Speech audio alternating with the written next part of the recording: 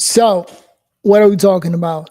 So, Donald Trump, in the midst of saving Washington, D.C., now he's hosting the Kennedy Award Center. Insane. This man is everywhere. Let's take a look at Jesse Waters' Primetime for today, talking about it. All right. By the way, my name is Noel. Welcome to Very Malone Life. If you enjoyed this video, give it a thumbs up. All right. We got to give this president credit, being everywhere all at once. Insane. All right, let's take a look at this video. Check it out. The president just got another job. He's running the country and renovating the White House.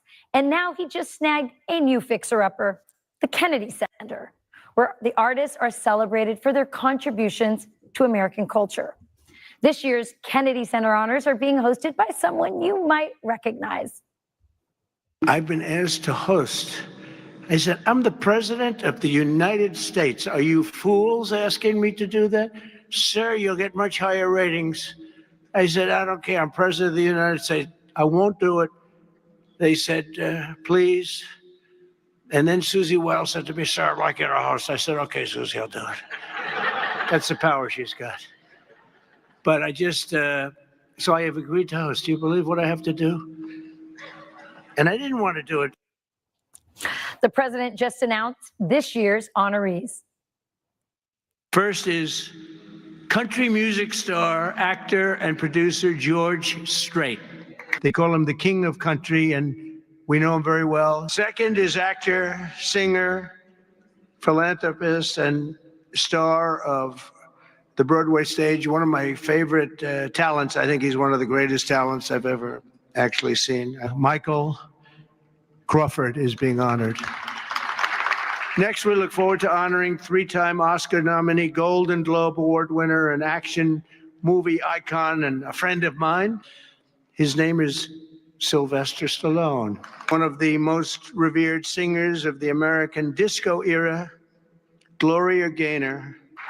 And finally, we'll be honoring one of the greatest rock bands of all time, Kiss.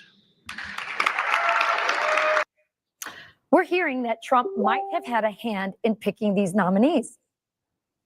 I would say I was about 98% involved. No, they all went through me. I turned down plenty. They were too woke. I had a couple of wokesters. And Trump already has an idea of who will be honored next year.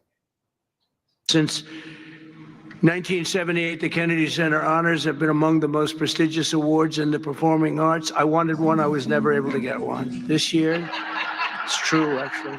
I would have taken it if they would have called me. I waited and waited and waited. And I said, the hell with it. I'll become chairman. And I'll give myself an honor. Maybe I'm going to honor, next year we'll honor Trump, okay? But Trump is a comedian. The man knows how to just work a crowd. It's a tough skills to have. I wish I had it. We all do. Trump got it. who's going to come to the president's big night if they're scared of getting mugged? Trump's cleaning up the city without any help from the Democrats. They've got the yips. You know, in golf, they say the yips. The Democrats are afraid to do anything because they don't want to be criticized. But fighting crime is a good thing. We have to explain. We're going to fight crime. Yeah. That's a good thing. Already they're saying, he's a dictator. The place is going to hell. We've got to stop it. So instead of saying he's a dictator, they should say, we're going to join him and make Washington safe. Yeah, but Democrats can't join Trump. Their instinct is to resist. D.C. residents are begging for help. Even the most liberal among them are secretly happy that Trump is fighting crime. But Schumer says he's not scared.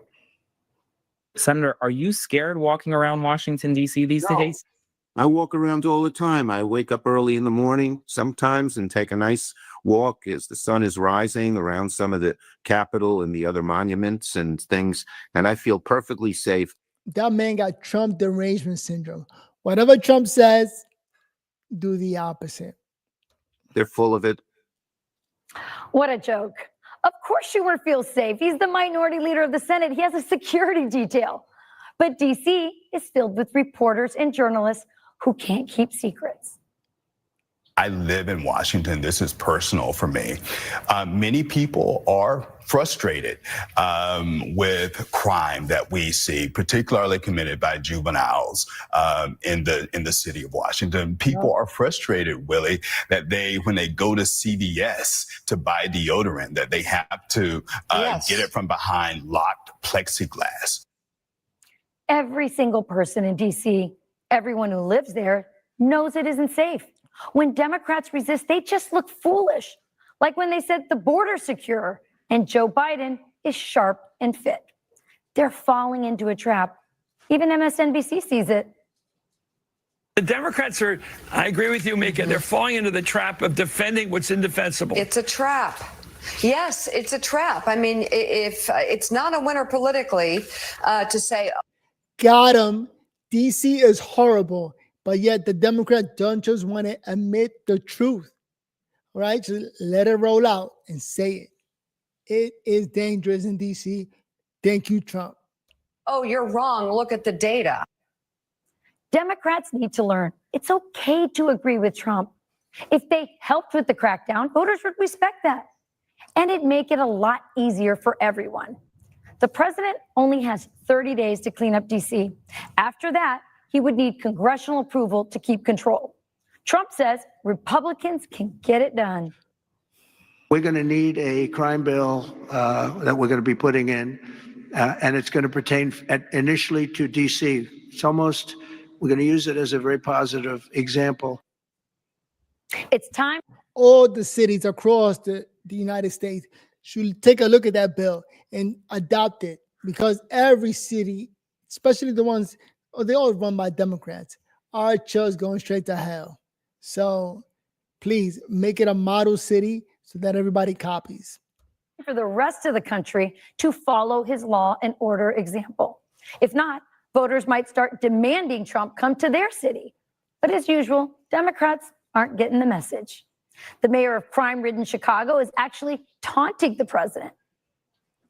I do believe that Donald Trump is intimidated. The president has always been intimidated by the intellectual prowess of Black men. These intellectuals are the ones destroying regular, hardworking people. So please step it up. Hopefully he goes to Chicago next to help clean that city up. And in Philly, where crime is also rampant, the DA only cares about one criminal conviction, a political one. President Trump doesn't like public safety. He's a convicted criminal himself. There is no indication that this man is in favor of law-abiding behavior or public safety, but he is in favor of power. He is in favor of fascism. He is in favor of ending democracy. And what he's trying to do here is not normal. Karen Bass in Los Angeles says DC crime is a big hoax. He points to homelessness and he points to crime in Washington, D.C. I don't know what's going on there, but I imagine that they are not suffering in the despair that he described in his press conference. Everyone who lives in D.C. is worried about their safety. And whoever's running for a D.C. mayor or any governor, anything with government, got to play that video, man. They don't know what the hell they're talking about. And their property. This week, we caught a porch pirate. I know you're thinking that's not a mugging, it's not a murder, it's an Amazon package, no big deal. But think about it. This is at my house, my husband's house in Washington, D.C.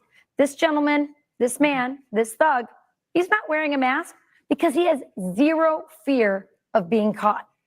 This is the broken window theory that Rudy Giuliani made famous. When you prosecute the small crimes, you end up preventing the big ones.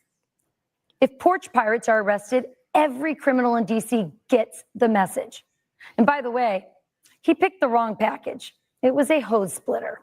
He also picked the wrong house. My husband sent this video to his Secret Service detail, and I sent it to Queen Janine. Most of the people in DC didn't vote for the president, but that doesn't seem to matter to him. He's going to protect them whether they thank him or not.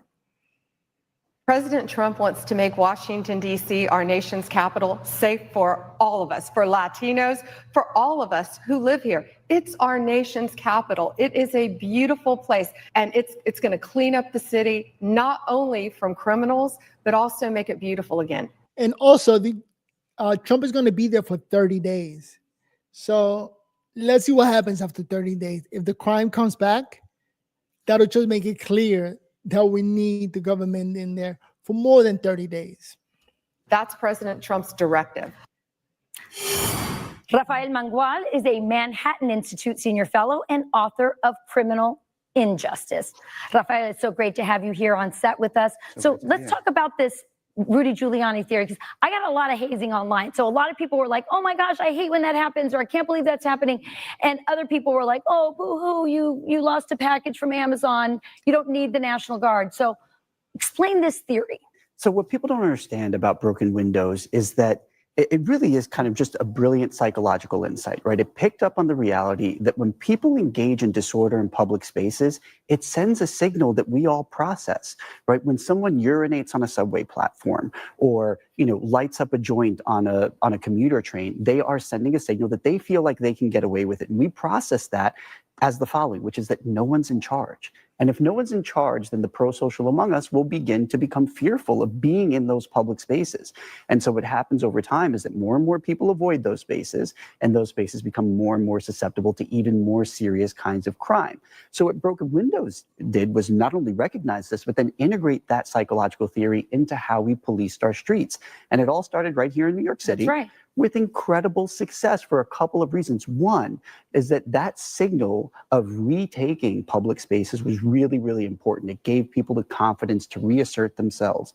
It gave the pro-social a sense that there was a backup coming, over the hill if they decided, to enforce pro-social norms in those spaces. But also, the big surprise about broken windows enforcement was that you uncovered a lot of really serious crime when you went after the small stuff. Right? And this is the thing that liberals don't get. They say that police shouldn't pay attention to the small things because they should be focusing on the serious crime. What they don't understand is that you get at the serious crime by paying attention to the small thing.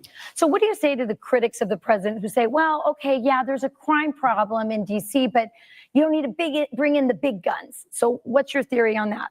Listen, it's really important when you're undertaking a comprehensive public safety strategy to take control immediately, to send that signal, right? So a big presence is really, really important. And also the president has some research behind him on this. So DC is the site of one of the most famous studies on policing, which found that more policing means less crime, right? Many studies have found this, but DC is one of those first places where that literature really started to develop. It was in the wake of 9/11 where police presence depended on the terror threat level. When the threat level went up, police presence went up. What researchers found was that natural experiment actually showed us what happened when police presence goes up. Guess what? Crime goes down, right? So by flooding the zones, as the president is doing, he is actually going to have an immediate effect on crime in the very short term. However, this is a stopgap measure, right? Ultimately, what DC needs is a long-term solution, and that means the Metro PD has to reassert itself. Yeah, and some of the laws need to change as well. Absolutely. Oh, really great information. Thank you, Rafael. Appreciate it. Yeah, they need something long-term. This is only a 30-day solution. Hopefully they step it up and learn to keep it up for the rest of the year. All right, well, young criminals are behind a lot of the crime in D.C. The number of juveniles arrested in D.C. has gone up each year since 2020. They accounted for over 50% of robbery arrests in 2024 and 60% of carjackings just this year. The judge is sick of it. And we're also looking to lower the age of criminals. What's happening is, even if you shoot someone with a gun, you go to family court where the purpose is rehabilitation. You get to go to an ice cream social and you get to go to yoga classes. That's nonsense. We've seen too much of it. We've seen homicides against young people. We've seen assaults in areas where just a couple days ago, a kid gets a fractured nose and gets a severe concussion by 12 and 13-year-olds trying to steal a car. Why? Because they've been allowed to do it. Not anymore. Chairman of the Jack Brewer Foundation, Jack Brewer, is here now. Jack, I've been wanting to get your thoughts on all of this story for a long time, ever since we started hearing about Donald Trump bringing in the National Guard. What are your thoughts on that? It's about time. You know, it's unfortunate. The reality is these kids that are harassed in the streets of Washington, D.C. are fatherless, but they're not just fatherless. They also don't have a fear of God. And you combine those two things, Rachel, being fatherless and no fear of God, you have a failed city. And that is exactly what we're seeing. You know, every day I run programs, Rachel, with youthful offenders. I have over 500 men in my program that committed heinous crimes just like this, murders and rapes and carjackings before the age of 18. Many of them were 14, 15 years old. And the issue is they never had a positive male influence in their lives to give them an example. And we have to stop this. We have to realize what the root cause is. I think President Trump is making a bold statement in the city of D.C. But also, when you start looking across the board, just this weekend in the city of Chicago, there were 34 people shot in 2 days. And 9 of those individuals were minors themselves. And so we have a crisis. And I love the fact that President Trump is taking Washington, D.C., and he's about to show an example for the entire nation to see that he can go into these cities that have been broken for decades, go into these liberal cities and fix them. And you do that through being tough on crime, being smart on crime, but more importantly, getting the father back in the home. These parents need to be held accountable. Every single one of these kids that's out there terrorizing the streets has a parent that needs to be held accountable. Enough is enough, Rachel. We got to fix the family in this nation. So how do we do that? I mean, you say, let's make the parents accountable. Those are broken families. We have a lot of cases, we don't even know where the dad is. Maybe the dad is in prison himself. So what's the answer? I mean, I know you have your Jack Brewer Foundation, you work with kids after school, but there's no substitute for a family. What can the government do? What can the culture do? How do we start this? It seems almost impossible. It starts locally. First off, in these schools have to start back disciplining kids. They took the paddle out of the school and everything collapsed. We got to get the paddle back, Rachel. Listen, corporal punishment is the only way when you have a knucklehead kid that's willing to rob you or me at gunpoint with a car full of kids or anyone else. You see, that's crazy. He said corporal punishment. Somebody got to beat the shit out these kids. These things don't happen in states like Florida. You know why? Because if you carjack me, I'm liable to shoot you, no matter what your age is. And that happens in red states. But when you take the Second Amendment away from so many citizens in these liberal cities, they can't protect themselves. And so now these kids that don't have a fear of God, they're emboldened by the culture, by the music that. Although it is a little crazy for you to expect a teacher to go ahead and enforce corporal punishment. That means a one-on-one fight with a kid? That would be ugly. Extra pain.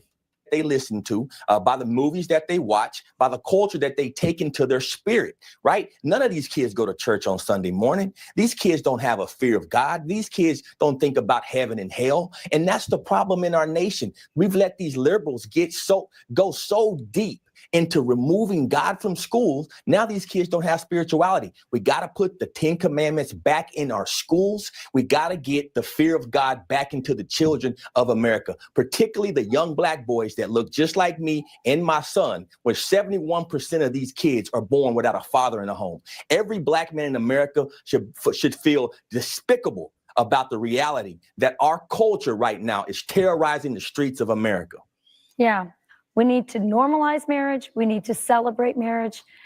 And we need to just be better about building families and saying that's the right way to go. I don't know about legal marriage. Getting the government involved in a relationship is crazy.